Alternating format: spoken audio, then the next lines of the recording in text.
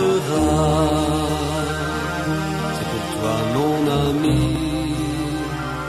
que je prends le micro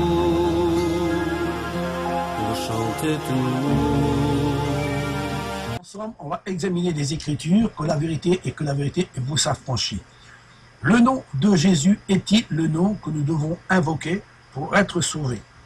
Dans toutes les religions du monde entier, dans le christianisme, tous les hommes invoquent le nom de Jésus pour être sauvés. Mais est-il vraiment le nom par lequel nous devons être sauvés? Et pour cela, on va examiner les Écritures et on va laisser le Christ parler à travers de notre bouche pour nous proclamer la réalité et la vérité. Et pour cela, on va prendre les Actes des Apôtres au chapitre 4 et au verset 12. Vous pouvez, si vous avez une Bible, c'est écrit à l'intérieur. Je n'ai rien ajouté ni retranché. Ce que je dis, je le proclame, et ce que je proclame vient de Dieu, et que la vérité vous affranchit. Ce verset dit ainsi: car sous le ciel, il n'y a aucun autre nom qu'est donné parmi les hommes par lequel nous devons être sauvés. À travers de ce verset, c'est un nom unique. Vous pouvez le relire, c'est un nom unique. Personne ne peut posséder ce nom-là si c'est celui qui l'a reçu de Dieu. Et on va prendre un autre verset, c'est l'apôtre Paul, Éphésiens 2, verset 19 à 21, vous pouvez le lire, il dit: tout genou fléchira devant ce nom. Tout genou fléchira devant ce nom glorieux. Mais quel est ce nom-là? Vous me direz, mais c'est le nom de Jésus. Mais non, ce n'est pas le nom de Jésus. Malheureusement, si vous regardez bien les Écritures, ce n'est pas le nom de Jésus qu'on doit invoquer pour être sauvé. C'est pour ça que beaucoup d'appelés épidémies. On dirait le Christ est ici, le Christ est là. Ne le croyez pas, il se lèvera des faux Christ et des faux prophètes. Christ veut dire des messies. C'est un messie ici ou un messie là, c'est un homme qui vient de la part, comme dit qu'il était le messie. Ne le croyez pas, car il s'élèvera des faux messies et des faux prophètes qui viendront sous mon nom en disant: c'est moi, le Christ. Et c'est pas vrai. Et il fera des miracles et des prodiges, et même s'asseoir dans le temple de Dieu et se proclamer lui-même Dieu. Et c'est ça qui se passe aujourd'hui, parce que aujourd'hui, on prend le Christ, Jésus, comme pour un Dieu. Il est le Dieu, et c'est pour ça qu'on l'invoque comme un Dieu, et c'est lui est notre sauveur, il n'y a pas d'autre Dieu que lui qui nous sauve. Mais à travers de ce verset, il nous dit qu'il n'y a aucun autre nom qui est donné parmi les hommes par lequel nous devons être sauvés. C'est un nom unique, personne ne possède. Si tu t'appelles Pierre ou Jacques ou Philippe ou André, il y a des milliers de Pierre, des milliers de Jacques et des milliers d'André, et des milliers d'Olivier, et quels que soient les noms qu'on peut vous donner, et des noms de Jésus à cette époque, et même encore aujourd'hui, il y a encore des noms qui sont invoqués en disant: Jésus, ce n'est pas un nom unique. Parce que dans l'Ancien Testament, il y avait des ancêtres qui s'appelaient Jésus. Même par exemple, on prend le mot en hébreu, Josué, Josué veut dire Jésus en hébreu. Et si on examine aussi des ancêtres, la descendance de Jésus, et je vais vous donner un verset pour bien prouver ce que je dis. Ça ne vient pas de moi-même, mais ça vient de Dieu, et ça, je vais vous donner un verset. C'est dans Luc 3, verset 29. Lisez les yeux, et vous verrez un ancêtre qui s'appelait Jésus. Alors, ce n'est pas un nom unique, parce que s'il était unique, il ne doit pas être marqué dans l'Ancien Testament, et ni dans le Nouveau Testament. Et même, je crois, je n'ai pas trouvé, mais en cherchant bien, je crois quand même l'apôtre Paul dit qu'il y avait un qui s'appelait Jésus, aussi, dans le Nouveau Testament. Mais le nom de Oshaya, ce n'est pas un nom qui était très rare. C'était un nom qui était beaucoup publié à cette époque, au temps des apôtres, il y a 2000 ans de cela. Aujourd'hui, je vais vous donner une référence, une révélation. C'est dans Jean 17, versets 6 à 11. Et on peut le lire ensemble, si vous voulez bien, et on va examiner cette petite écriture pour bien prouver que ce n'est pas par le nom de Jésus que nous devons être sauvés, mais un nom qui est au-dessus de tous les noms, et que ce nom-là, on peut être sauvé. Et ce nom-là, Jésus va sortir de sa bouche. Je vais dire: Père, le nom que tu m'as donné, je veux que ce nom que tu m'as donné, qui est ton nom, je veux que mes disciples reçoivent aussi ce nom que tu m'as donné. Nous voyons à travers de ce verset, Jésus manifeste le nom de Dieu, qui est le nom de son Père, et le Père a donné à son Fils un nom qui est au-dessus de tout nom. Et à travers de ce nom-là, il doit le manifester aux hommes. Et ce nom, mais qu'est ce nom on doit prononcer? Alors on va un peu plus loin, on va examiner dans l'Apocalypse 19, 12 et 13. Apocalypse 19, versets 12 à 13, est écrit ainsi. Car il y a un nom qui a été écrit, que nul ne connaît, si c'est celui qui l'a reçu. C'est bien, le Christ a reçu un nom d'autorité. Et au chapitre 13, ce nom qu'il a reçu, c'est la parole de Dieu. Vous pouvez le lire. C'est écrit noir sur blanc. Donc, je vous mettrai tous les versets à votre disposition pour bien prouver ce que je dis n'est pas une erreur, mais une vérité, et que la vérité vous affranchit. Alors, le Christ a manifesté la parole de Dieu. Mais comment qu'on puisse manifester cette parole de Dieu en lui? Alors, mystérieux, personne ne connaît. Moïse, aussi, un jour, il reçoit de la part de Dieu, dans le buisson, et Dieu dit, ôte celui de tes pieds, car le lieu que tu te tiens, c'est un lieu saint. Enlève tes sandales de tes pieds. Peut-être on a besoin d'enlever nos sandales de nos pieds pour connaître ce véritable nom. Si nous n'avons pas enlevé nos sandales de nos pieds, on ne peut pas connaître le nom de Dieu. Alors on va essayer de nous humilier et de chercher de tout notre cœur, de toute notre être, pour connaître ce véritable nom. C'est un nom redoutable. Je vais vous dire pourquoi dans le Nouveau Testament que c'est un nom redoutable. Alors Moïse, il reçoit les commandements de Dieu, et c'est un ange qui parle. Et Dieu, il parle à travers de la bouche de l'ange. Parce que quand Dieu il parle à travers de sa bouche, de la bouche de l'ange. Comme un prophète qui prophétise, comme de fois quand nous prêchons, au nom de Dieu, au nom du Christ, c'est nous qui parlons, mais c'est Dieu qui se sert de notre bouche pour parler aux autres, pour convertir les gens. Dieu ne descendra pas du ciel pour vous parler, mais il se sert de ses prophètes, de ses messies, de ses messagers, de ces hommes qu'il en met consacrés dans le monde pour enfin de parler de sa part. Et dans l'Ancien Testament, c'était des anges qui manifestaient la présence et l'autorité de Dieu. Et Dieu dira à Moïse, tiens-toi présent devant lui, car cet ange, il porte mon nom. Un ange qui porte le nom de Dieu.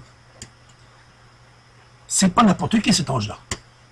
Alors on voit un peu plus loin, c'est un homme qui s'appelle Salomon. Lui aussi, il reçoit une révélation, un mystère, et il dira, connais-tu le nom de mon fils? Le sais-tu? Tu connais le nom de son fils? Le sais-tu? Vous direz, mais où on sait?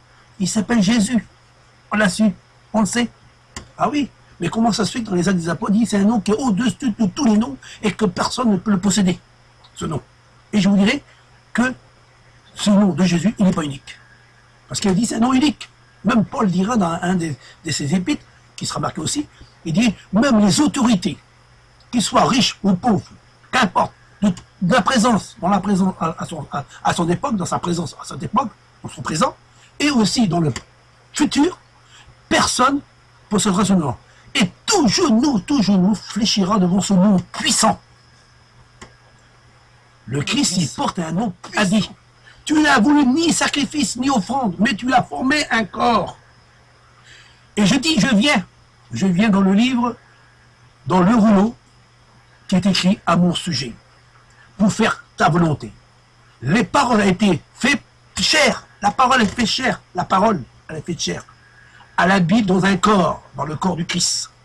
Et Christ a été rempli, le corps a été rempli de la présence de Dieu dans le Christ. Et la parole est rentrée dans le Christ, et cette parole, c'est le nom de Dieu. Dieu est en lui. Jamais homme n'a parlé comme cet homme. C'est vrai qu'un homme ne peut pas parler. Jamais homme n'a parlé comme cet homme.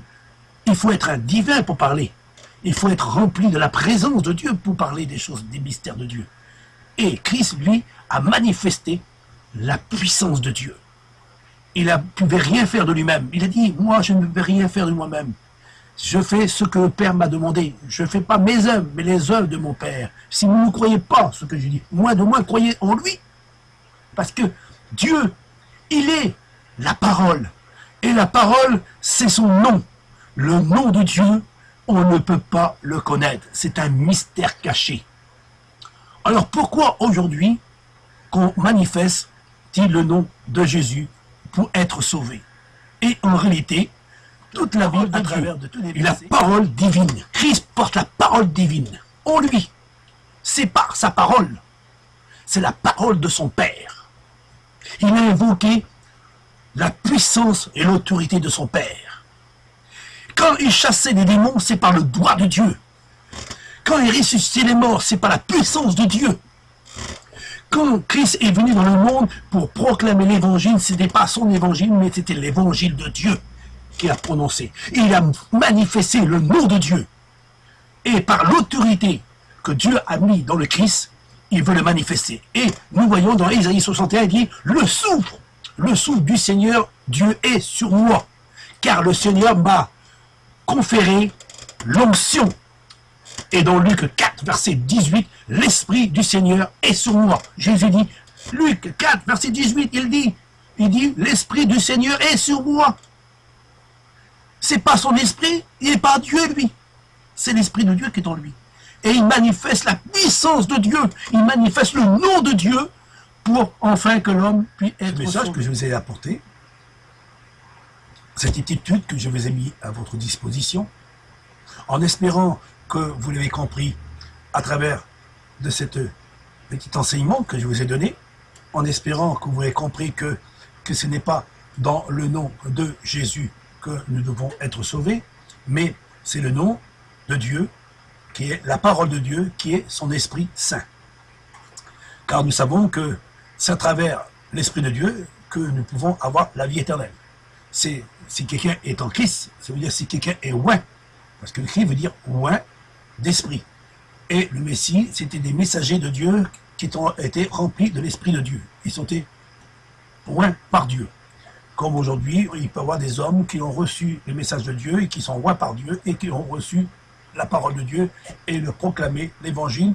Parce que quand Christ a commencé son évangile, il a dit, vous n'en ferez encore des plus grandes parce que vous êtes dans le monde, mais moi, je suis d'en haut et je suis venu dans le monde pour vous apporter le message de Dieu.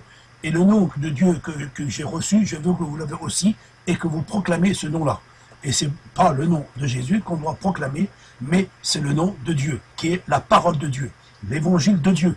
Et l'évangile de Dieu n'a pas de nom, il n'a pas de titre, c'est une bonne parole qui sort de la bouche de Jésus. Il dira, je vous annonce une bonne nouvelle, car le royaume des cieux est descendu parmi vous pour apporter la délivrance aux captifs et ceux qui sont assis dans les ténèbres et de l'ombre de la mort.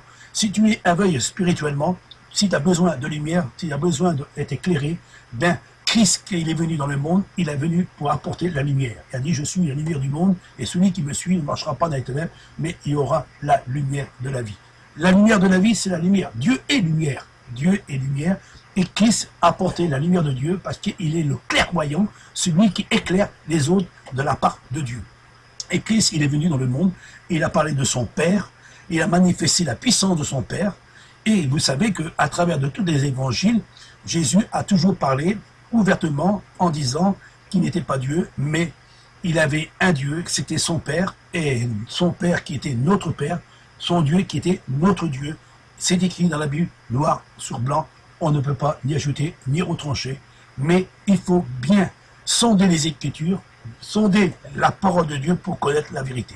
Et la vérité, c'est ceux qui te connaissent, toi, le seul vrai Dieu, car Jésus a proclamé que nous avons un Père éternel dans le ciel, et ce Père, nous devons l'adorer, le glorifier et de l'aimer, lui seul, parce que c'est lui seul qui sauve, c'est lui seul qui donne la vie éternelle, et il n'y a personne qui peut donner la vie éternelle si c'est notre Dieu. Car dans l'Ancien Testament, Dieu dira, y a-t-il un autre Dieu que moi? Je suis le seul, l'unique. Tous les autres dieux, c'est des faux dieux, et Dieu dira, moi, je suis le seul Dieu unique, et c'est le seul qui sauve, c'est moi. Il n'y a personne d'autre qui sauve. Dieu, il dit dans l'Ancien Testament, c'est moi, le Dieu unique, qui sauve. Il n'y a personne d'autre que moi. Et Christ, quand il est venu, il a bien dit, je ne sauve pas moi-même, je viens chercher et sauver ceux qui étaient perdus. S'il était envoyé de la part du Père pour chercher ceux qui ont été perdus. Il dit, Père, tous ceux que tu m'as donnés, à moi, sont à toi. Et ce qui est à toi est à moi. C'est Dieu qui donne les élus. C'est Dieu qui donne les âmes à Christ. Parce que si quelqu'un est en Christ, c'est une nouvelle créature. Alors toutes les choses anciennes sont passées et toutes les choses sont devenues nouvelles. Et pour devenir quelque chose de nouveau, il faut avoir l'Esprit de Dieu. Ce n'est pas la personne d'un nom humain.